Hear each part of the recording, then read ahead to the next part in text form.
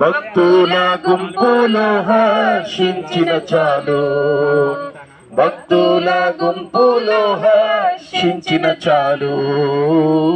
ప్రియ యేసు రాజును నే చూచిన చాలు, మహిమలోనే నాయనతో ఉంటే చాలు.